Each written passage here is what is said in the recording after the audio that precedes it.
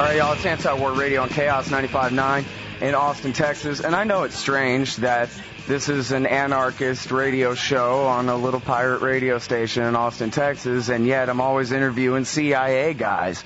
It seems like they're the bad guys, right? And yet you listen to what they say on this show, and it's always what our government is doing wrong. That was Phil Giraldi. Now Ray McGovern, co-founder of Veteran Intelligence Professionals for Sanity. You can find much of what he writes at consortiumnews.com, Robert Perry's excellent website. And unlike Phil, who was a covert operative, Ray was an analyst for 27 years at the CIA, and including gave the morning briefings to Vice President Bush in the 80s and on like that. You can find what he writes at antiwar.com at original.antiwar.com/McGovern. Welcome back to the show, Ray. How are you? Thanks, Scott. I'm doing well. Well, so this is a hell of a story you got here. Your most recent article, Navy vet who foiled Israeli attack honored. Mm-hmm. Tell us, who is Terry Halbardier? Halbardier, he says. Oh, yeah. There you go. Well, Halbardier, who is he? Well, he's a man about my age. He's from Texas. He's good at what we in the infantry used to call field expedients, what the Navy calls a bunch of baling wire and whatever else is necessary. He was on the Liberty crew, and when the Israelis attacked it on the afternoon of June 8th, 1967, the first thing they attacked were the communications antennae and all the other communications gear on the deck and on the sides of the ship, and on the top, of course.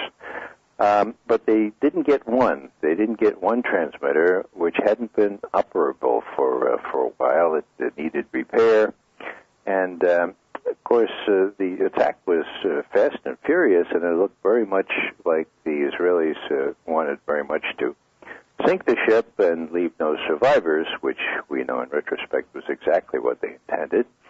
And so there was some premium on getting an SOS out. Well, Terry remembered that there was this one antenna that hadn't been functional, but he thought maybe he'd make a stab at repairing it and then connecting it with the transmitter so they get this message out. Now, Israeli planes are strafing the deck.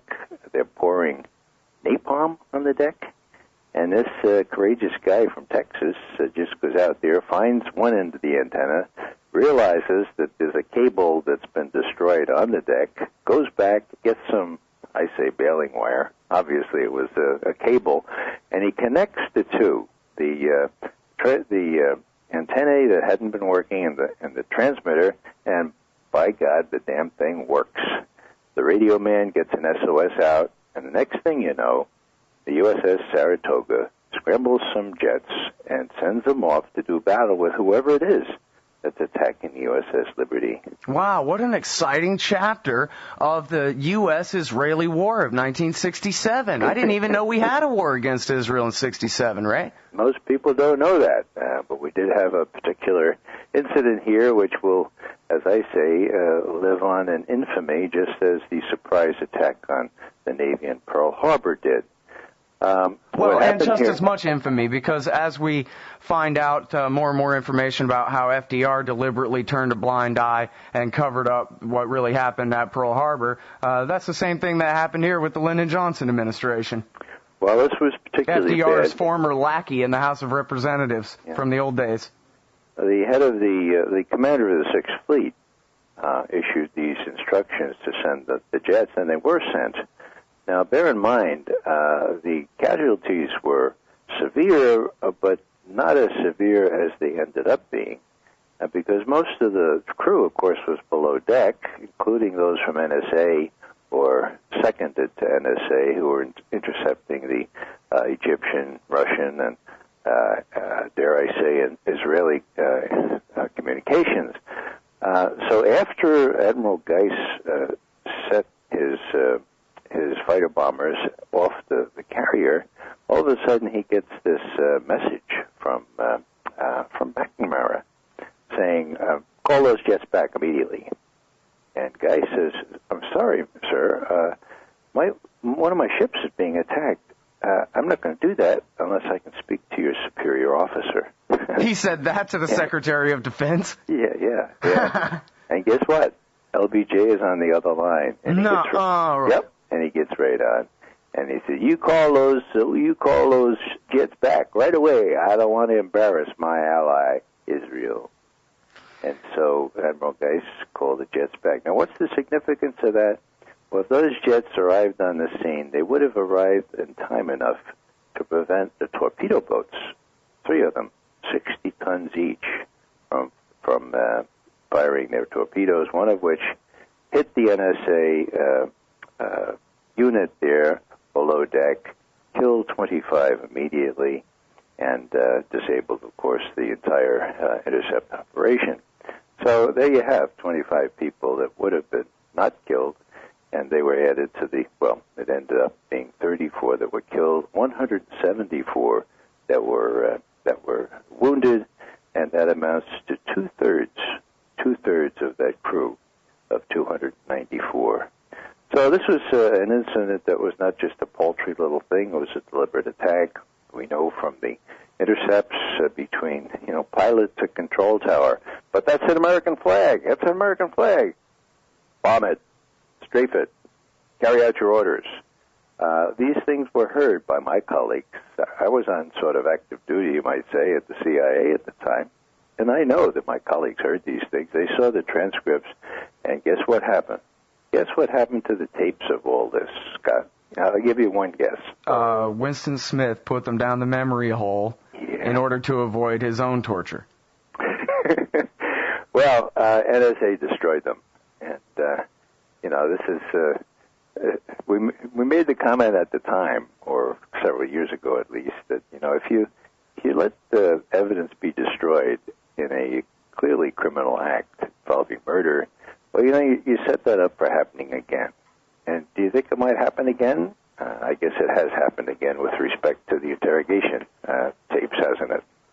So there you go. When the evidence is so damning, so to speak, it'll be destroyed unless you have people with integrity at the top. We did not have that during those days, and we don't have them now. Ray, I got to tell you, I think for people who've never heard of this story before, they might think that this is just crazy. I mean, the fact that you're a CIA agent gives, or a former one, gives, a certain credibility to what you're saying. But for people who've never heard of this sounds like lunacy. Israel attempting to sink an American Navy ship in the Mediterranean, and Lyndon Johnson personally intervening to call back the fighter jet protection to let these men be killed.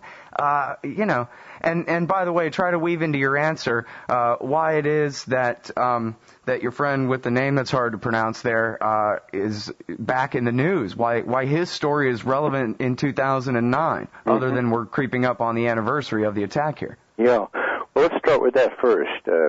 Terry Halbardier, again, this veteran who was 23 years at the time he did these heroics in 1967, so you can do the math. I think he's 65 now.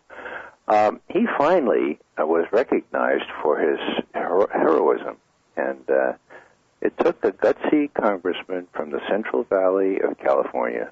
The town is named Visalia. I've been there before. I was again there for the ceremony.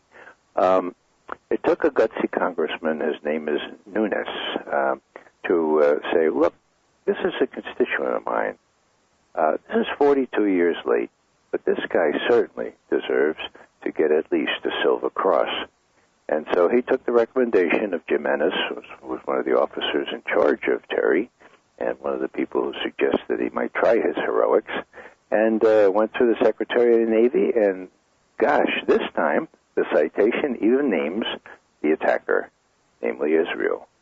The reason this is significant is that when the skipper of the Liberty, Captain McGonigal, when he was honored with the Medal of Honor, the citation simply said that his ship was attacked in the eastern Mediterranean by enemy forces undesignated.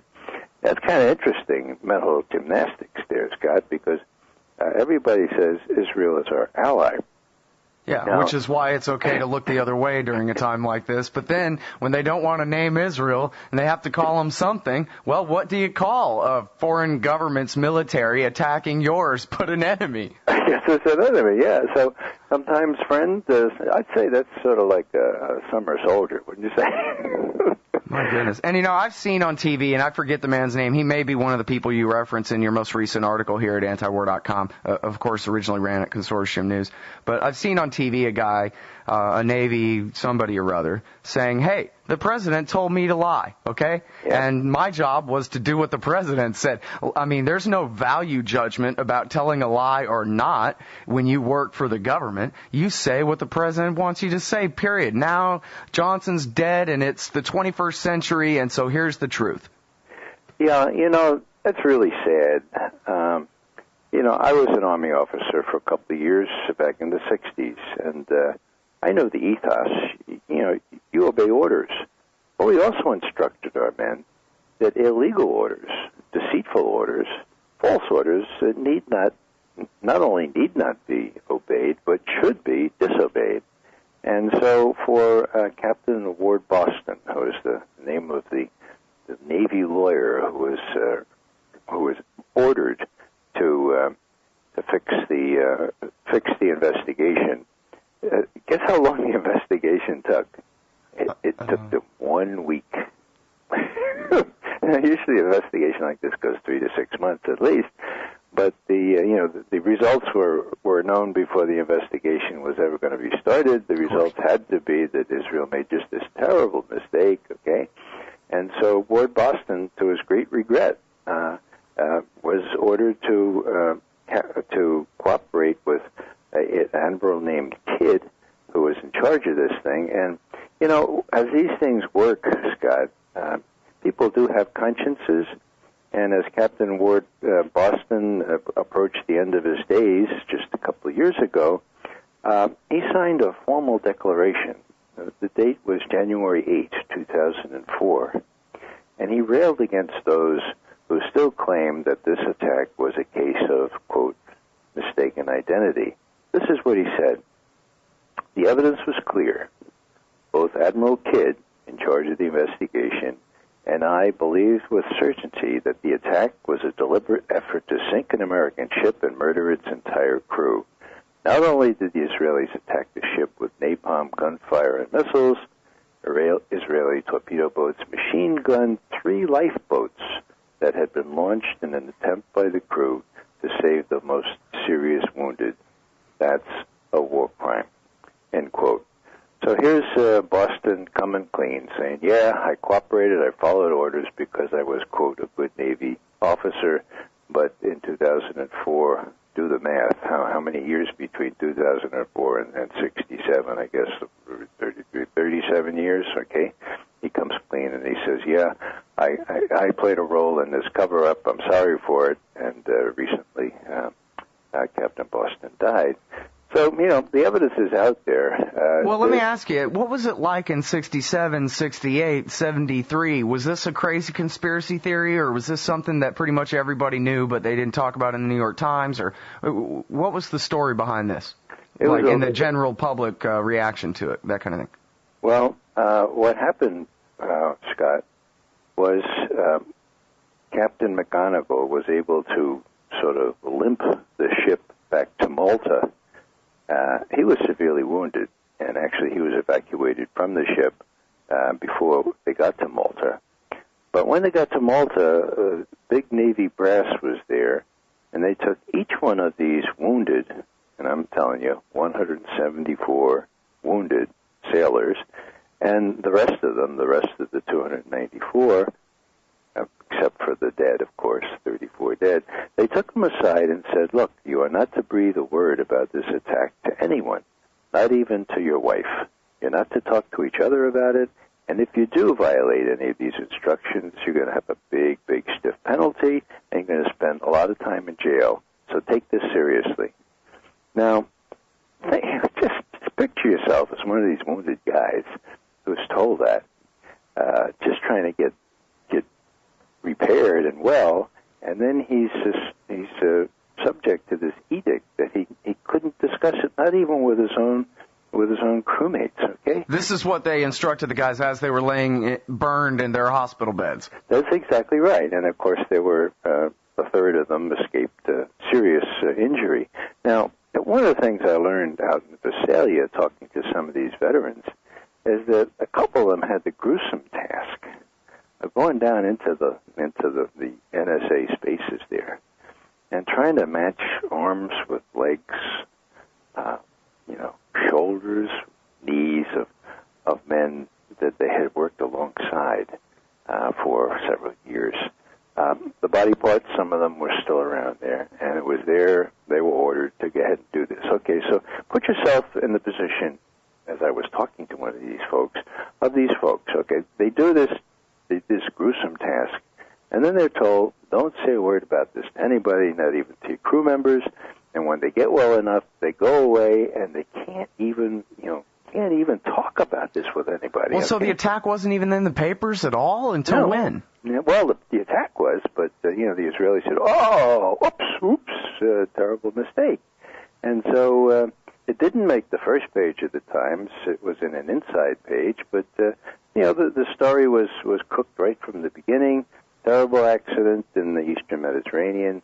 Israeli gunboats mistook the Liberty for, get this, a Egyptian cavalry, that means in those days, horse unit carrier. In other words, a boat that carries Egyptian horses and cavalry, okay?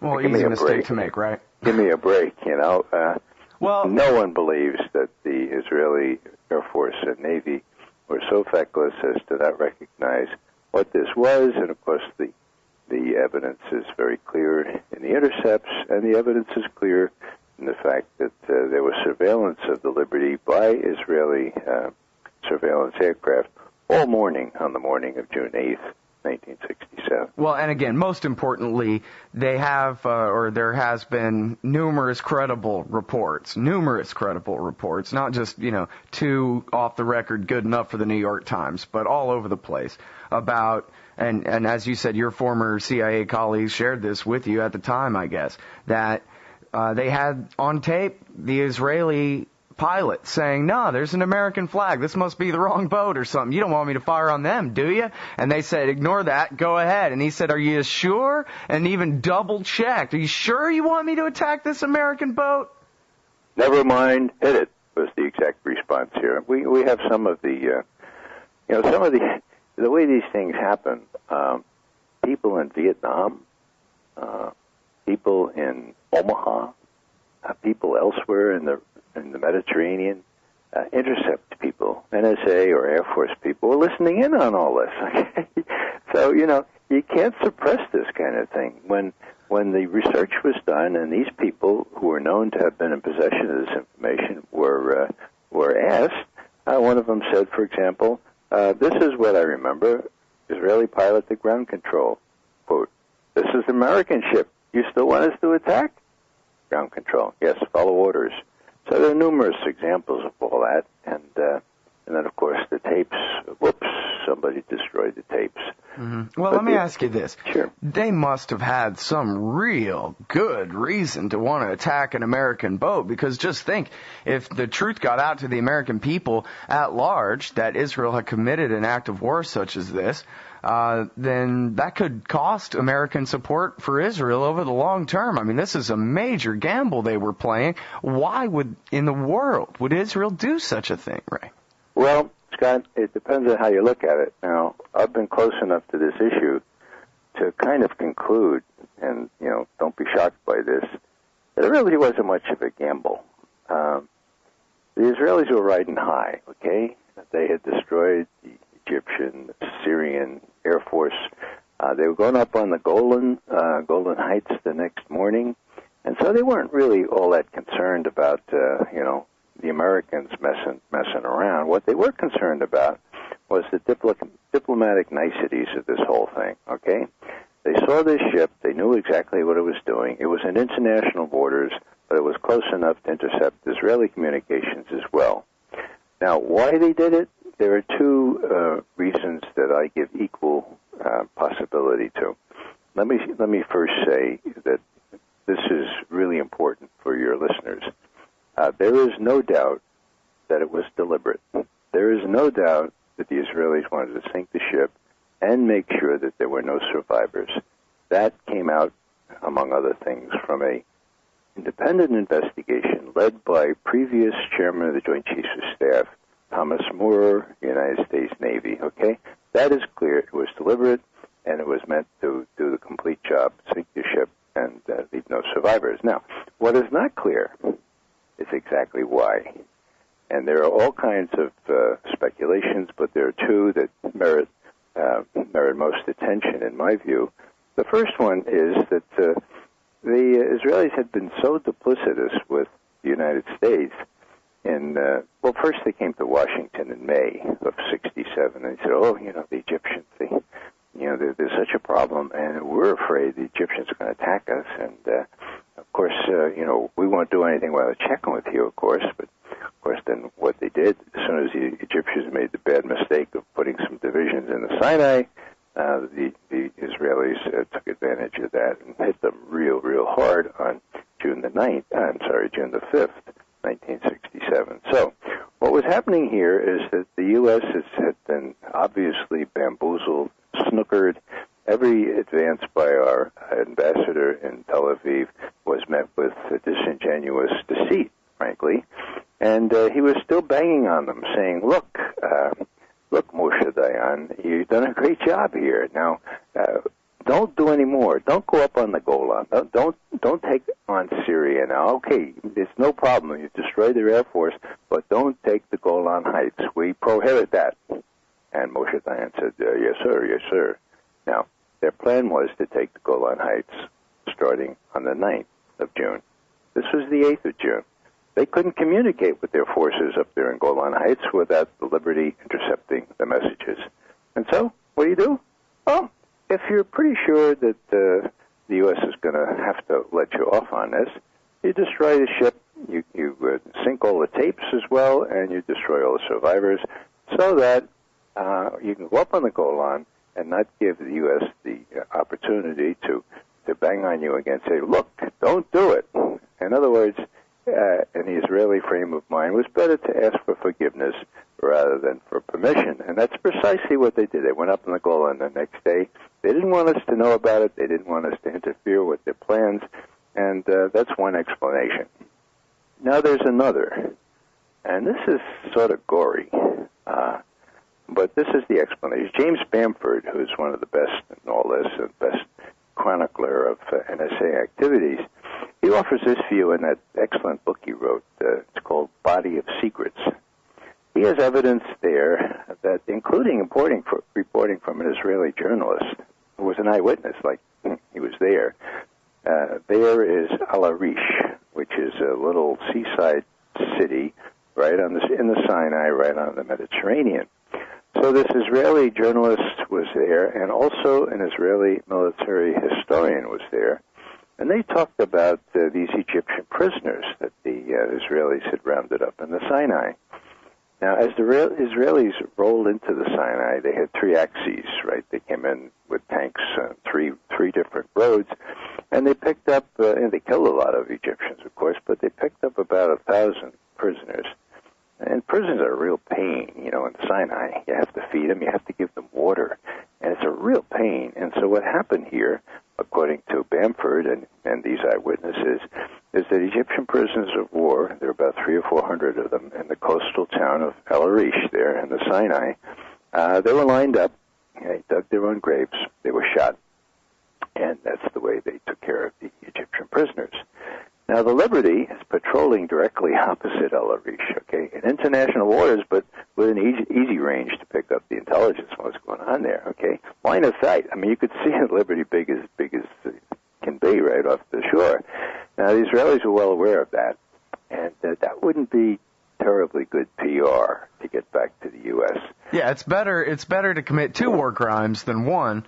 It's better to strafe Americans, attack Americans, and strafe them in their lifeboats than slaughtering a bunch of Egyptians, which obviously Americans don't care about anyway.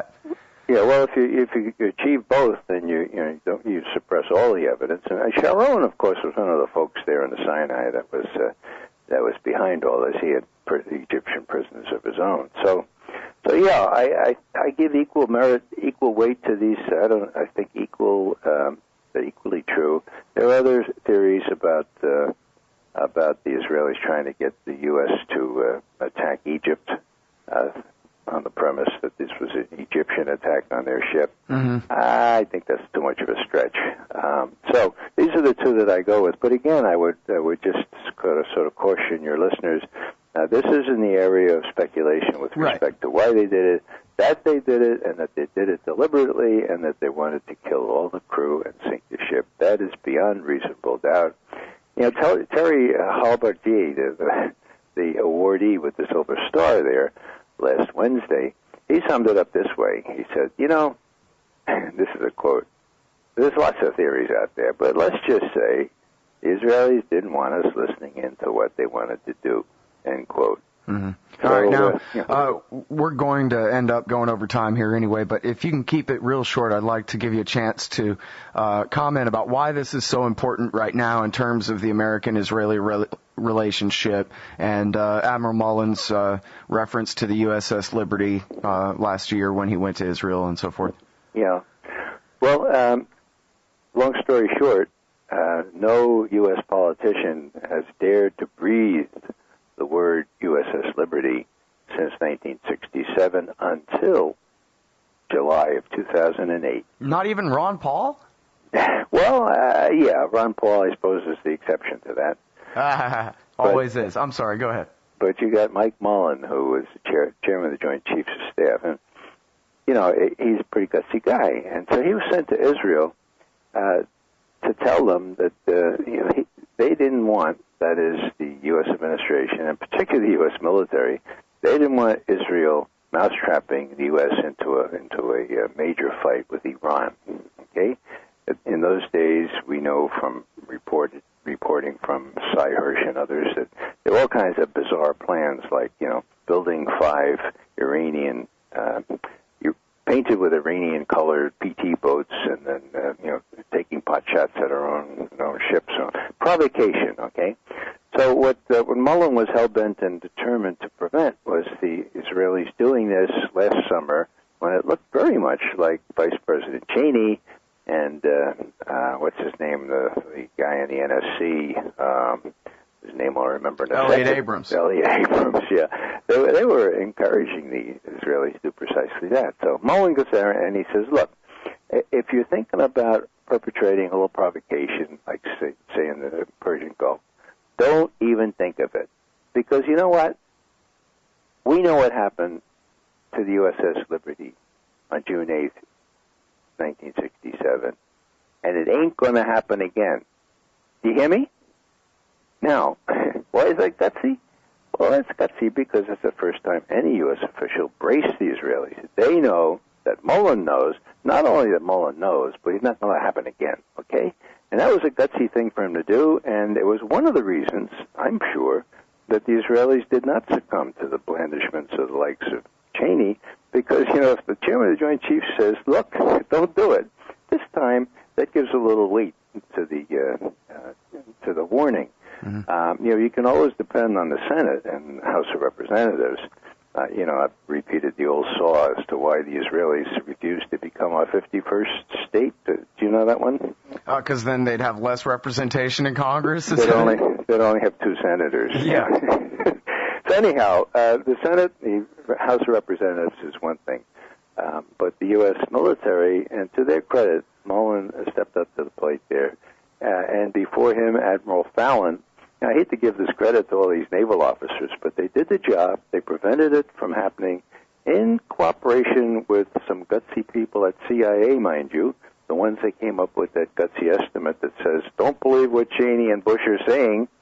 About the nuke program, right? Yeah, Iran stopped working on the nukes, the nuclear weapons-related part of its program, in the fall of 2003. So that's 5.5 years ago now, and they haven't resumed. So that combination of things, plus the misadventure in Georgia and that kind of thing, where the Russians came in strong and said, look, enough of this stuff. We're not going to suffer this kind of stuff close on our border.